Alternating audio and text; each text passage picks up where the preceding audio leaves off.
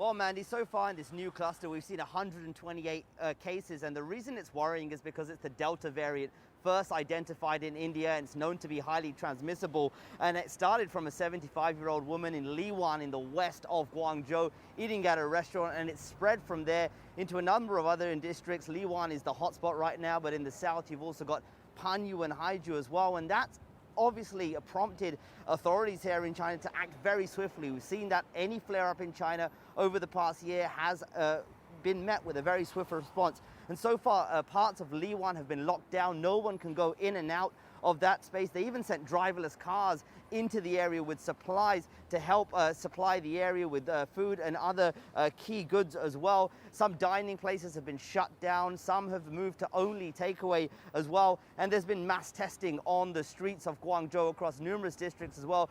Just last weekend, we were sent a text message, had to go down and get our test done as well, or the streets were lined with people being tested. On top of that, a number of warnings have come from the police to make sure that people are complying with the measures. Now, if you look behind me here, it looks busy, but this is not busy for a China megacity like Guangzhou. These restrictions are really hitting people's ability to move around and get into where we are right now in the central business district as well.